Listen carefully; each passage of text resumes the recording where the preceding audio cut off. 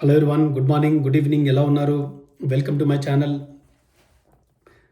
చాలా రోజులైంది వీడియో చేసి, సినిమా రివ్యూ చేసి. ఈరోజు కొంత టైం దొరికింది. రాబిన్ హుడ్ సినిమా చూశాను. ఆ సినిమాకు సంబంధించినటువంటి అన్ని డీటెయిల్స్ కూడా మీతో డిస్కస్ చేస్తాను. ఈ సినిమా స్టోరీ ఏంటి, టెక్నికల్ డిపార్ట్మెంట్స్ ఎలా ఉన్నాయి, ఈ సినిమా బాక్స్ ఆఫీస్ దగ్గర సక్సెస్ అవుతుందా లేదా, అదేవిధంగా ఈ సినిమాని ఎవరు చూడవచ్చు, అన్ని విషయాలు కూడా బ్రీఫ్గా డిస్కస్ చేయడానికి ట్రై చేస్తాను. ఈ వీడియో కనుక మీకు నచ్చితే తప్పకుండా లైక్ చేయండి, సబ్స్క్రైబ్ చేయండి, షేర్ చేయండి.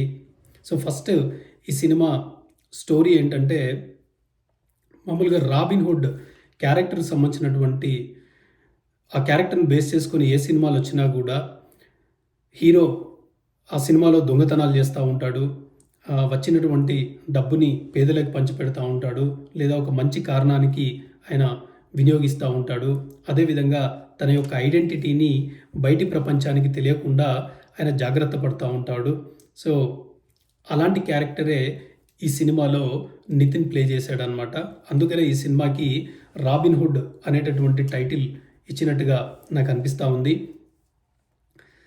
దాంతో పాటు ఏంటంటే, ఈ సినిమాలో కొద్దిసేపు ఆ క్యారెక్టర్ ప్లే చేస్తాడు. సో తర్వాత ఏమవుతుంది అని అంటే, దొంగతనాలు ఆయన ఆపేయాల్సినటువంటి పరిస్థితి వస్తుంది. సో వచ్చినప్పుడు అప్పుడు శ్రీలీల క్యారెక్టర్ ఎంటర్ అవుతుంది. ఆమె ఆస్ట్రేలియాలో ఉండేటటువంటి ఒక రిచ్ పర్సన్ యొక్క డాటర్ అనమాట. ఆమె ఒకానొక టైంలో వాళ్ళ అమ్మమ్మ ఫ్యామిలీ ఇండియాలో, వాళ్ళ ఊరు అమ్మమ్మ ఊరు, వాళ్ళ ఫ్యామిలీ ట్రబుల్లో ఉన్నట్టుగా ఆమెకు తెలుస్తుంది. అలా తెలిసినప్పుడు ఆమె ఇండియాకి ట్రావెల్ అవుతుంది. ఆ ట్రావెల్ అయినప్పుడు ఒక సెక్యూరిటీ టీమ్ని హైర్ చేసుకుంటుంది ఇండియాలో. ఆ టీంలో నితిన్, రాజేంద్ర ప్రసాద్ ఉంటాడు. తర్వాత శ్రీలీల అసిస్టెంట్గా వెన్నెల కిషోర్ కూడా ప్లే చేశాడనమాట. అయితే ఇక్కడ వెన్నెల కిషోరు, శ్రీలీల, రాజేంద్ర ప్రసాద్ వీళ్ళందరూ ఏంటంటే శ్రీలీల వాళ్ళ అమ్మమ్మ వాళ్ళ ఇంటికి వెళ్తారు. సో వెళ్ళినప్పుడు ఈ క్యారెక్టర్స్ మధ్యన వచ్చేటటువంటి అన్ని సన్నివేశాలు, తర్వాత ఇదంతా కూడా కొంచెం కామెడీగా, మళ్ళీ యాక్షన్తోని, తర్వాత కొంత థ్రిల్లింగ్ ఎలిమెంట్స్తోని ఈ సినిమా తీయడం జరిగింది. సో ఈ సినిమా యొక్క మెయిన్ జానర్ వచ్చేసి కామెడీ, యాక్షన్, థ్రిల్లర్. సో ఈ 3 ఎలిమెంట్స్తోని ఈ సినిమా తీయడం జరిగింది. అయితే మనం ఈ సినిమా యొక్క స్టోరీని కనుక మనం చూస్తే 2 భాగాలు ఇందులో మనకు కనబడతా ఉంటాయి. ఒక పార్ట్ వచ్చేసి రాబిన్ హుడ్ క్యారెక్టరైజేషన్కి సంబంధించినటువంటి పార్ట్ ఒకటి, ఏదైతే దొంగతనాలు చేయడము దీనికి సంబంధించింది ఒకటైతే, ఇంకొకటి ఏంటంటే హీరోయిన్కి సంబంధించినటువంటి ఫ్యామిలీ కానీ హీరోయిన్ కానీ ట్రబుల్లో ఉండడము, దాని నుంచి హీరో వాళ్ళని రెస్క్యూ చేయడం. సో ఇలాంటి సినిమాలు మనం ఇంతకుముందు ఏంటంటే చాలాసార్లు చూసినాం. అయితే మనం ఇంతకుముందు చూసినటువంటి చాలా సినిమాలు కూడా మళ్ళీ మళ్ళీ తీశారు. తీసినప్పుడు హిట్ ఎలా అవుతాయి అని అంటే ఇప్పుడు old wine in new glass అంటారు కదా. అంటే సినిమా కథ పాతదైనా కూడా దానిని తీసేటటువంటి విధానం, అంటే స్క్రీన్ ప్లే కానీ, డైరెక్షన్ కానీ, ఒక కామెడీ కానీ, ఆ థ్రిల్లింగ్ ఎలిమెంట్స్ కానీ, యాక్షన్ కానీ, ఇవన్నీ కూడా మనం ఇంతకుముందు చూడని విధంగా సినిమా కనుక ఉంటే సినిమా అనేది సక్సెస్ అవుతుంది. అయితే ఈ సినిమాలో ఏంటంటే ఈ ఎలిమెంట్స్ ఏవైతే ఉన్నాయో ఇవన్నీ కూడా ఏంటంటే మనకంత ఇంపాక్ట్ఫుల్గా కనెక్ట్ కావన్నమాట. అంటే ఫర్ ఎగ్జాంపుల్ కామెడీ ఉంది. కామెడీ ఏంటంటే ఒక్కొక్క దగ్గరేమో కొంత టిక్లింగ్ కామెడీ అనిపిస్తుంది, ఒక్కొక్క దగ్గరేమో అంత కామెడీ ఎఫెక్టివ్గా ఉండదు. ఎస్పెషల్లీ ఆ వెన్నెల కిషోర్ క్యారెక్టరు మామూలుగా ఒక్కోసారి ఏంటంటే వెన్నెల కిషోర్ క్యారెక్టర్ కానీ, బ్రహ్మానందం క్యారెక్టర్ కానీ ఏంటంటే కరెక్ట్గా కనుక వాళ్ళకి రైటింగ్ కనుక పడకపోతే ఏమైంది అని అంటే వాళ్ళ కామెడీ అనేది మనకు చాలా బోరింగ్గా ఫీల్ అవుతుంది. సో ఇలా నాకు కొన్నిసార్లు వెన్నెల కిషోర్ యొక్క కామెడీ ఈ సినిమాలో నాకు అలా అనిపించింది అనమాట. సో ఇలాంటి సినిమాలలో ఒక మెయిన్ అసెట్ అనేది కామెడీ. సో అలాంటి కామెడీ పూర్తి స్థాయిలో పండలేదు. సో ఇది ఒక బిగ్గెస్ట్ మైనస్ అనమాట. సో స్క్రీన్ ప్లే, డైరెక్షన్ ఓవరాల్గా ఏంటంటే యావరేజ్గా వెళ్తూ ఉంటుంది. తర్వాత సాంగ్స్ వచ్చేసి ఈ సాంగ్స్ ఒక 3 సాంగ్స్ రిలీజ్ ముందు చాలా హిట్ అయ్యాయి. సో అదేంటంటే వన్ మోర్ టైమ్ కానీ, I will follow you song కానీ, అదిదా సర్ప్రైజ్ సాంగ్ కానీ ఏంటంటే చూడ్డానికి ఓకే, నాకు అంత బోరింగ్గా ఏమనిపించలేదు. నాకు తెలిసి పెద్ద స్క్రీన్లో కనుక చూస్తే ఆ సాంగ్స్ ఇంకొంచెం ఇంపాక్ట్ఫుల్గా ఉండేటటువంటి అవకాశం ఉంది. నేను స్మాల్ స్క్రీన్లో చూసిన మేబీ దానివల్ల కావచ్చు ఆ సాంగ్స్ నాకు పెద్దగా ఇంపాక్ట్ఫుల్గా అనిపించలేదు. But at the same time బోరింగ్గా కూడా అనిపించలేదు. ఆ కాస్ట్యూమ్స్ కానీ, కొరియోగ్రఫీ కానీ కొంత ఫ్రెష్‌గానే నాకు అనిపించింది. తర్వాత బ్యాక్‌గ్రౌండ్ మ్యూజిక్ ఏంటంటే, నేను చెప్పినట్టుగా ఆ స్క్రీన్ ప్లే గానీ, తర్వాత డైరెక్షన్ గానీ అంత రేసీగా ఉండకపోవడం వల్లనో ఏమో గానీ, బ్యాక్‌గ్రౌండ్ మ్యూజిక్ యొక్క ఇంపాక్ట్ నాకు పెద్దగా తెలియలేదు. అంటే ఎట్ ద సేమ్ టైమ్ ఏంటంటే, ఆ రాసినటువంటి కథకు గానీ, ఆ సీన్స్‌కి గానీ, ఆ బ్యాక్‌గ్రౌండ్ స్క్రీన్ అయితే జస్టిఫికేషన్ అయితే అయింది.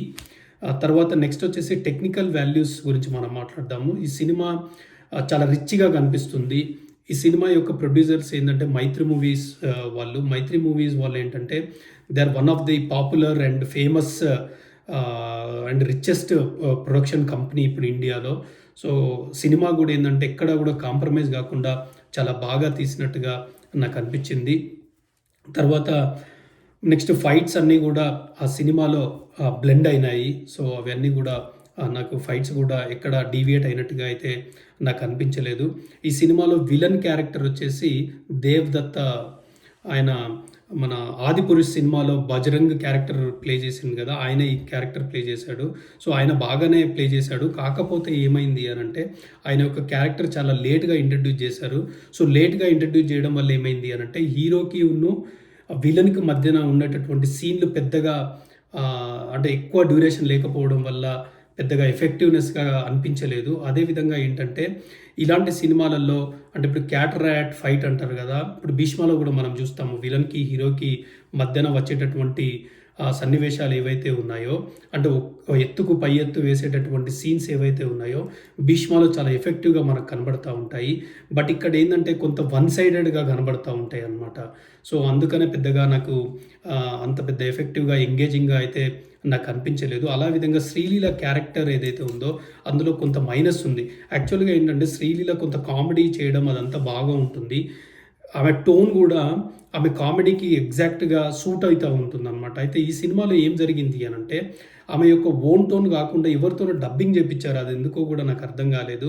సో, దాని వల్లనో ఏమో తెలీదు గానీ ఆమె కామెడీ చేస్తుంటే కూడా నాకంత కామెడీ ఆమె అంత కనెక్ట్ కాలేదు.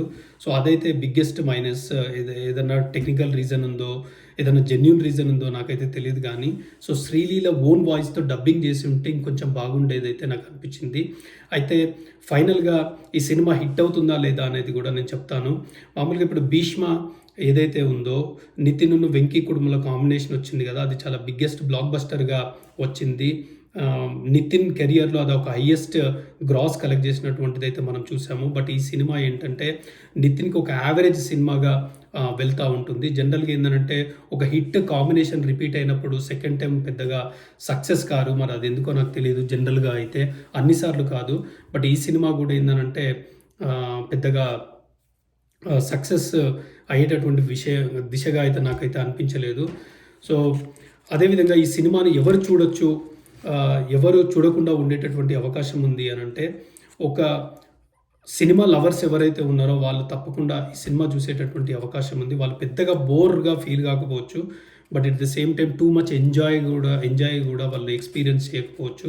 ఎట్ ద సేమ్ టైమ్ ఏంటంటే డిఫరెంట్ ఎక్స్‌పీరియన్స్ కోరుకునే వాళ్ళు ఈ సినిమా నుంచి చాలా దూరంగా ఉండేటటువంటి అవకాశం ఉంది. సో, మొత్తంగా చూస్తే ఏంటంటే కమర్షియల్‌గా అయితే ఈ సినిమా ఫెయిల్ అయ్యేటటువంటి అవకాశం అయితే ఎక్కువగా ఉంది. ఇంకొకటి ఏందనంటే ఈ సినిమాతో పాటు ఇంకొక సినిమా 'మ్యాడ్ స్క్వేర్' గూడా రిలీజ్ అవుతా ఉంది. సో, ఆ సినిమా సక్సెస్‌ని బట్టి గూడా ఈ సినిమా ఇంకా మరి యావరేజ్ అవుతుందా? బిలో యావరేజ్ అవుతుందా? అనేటటువంటిదైతే డిసైడ్ అయితుంది. సో, మొత్తానికైతే ఈ సినిమాకి ఒక వన్ డైరెక్షనల్‌గా హిట్ వచ్చేటటువంటి అవకాశం అయితే నాకు అనిపించలేదు. సో, మరి చూడాలి. ఈ సినిమా బాక్స్ ఆఫీస్ దగ్గర ఎలా పెర్ఫార్మ్ చేస్తుందో. ఈ సినిమా మీరు గనుక చూసినట్టయితే మరి మీ ఎక్స్‌పీరియన్స్ కూడా కామెంట్‌లో తెలియజెప్పండి. Thanks for watching. Appreciate it. By.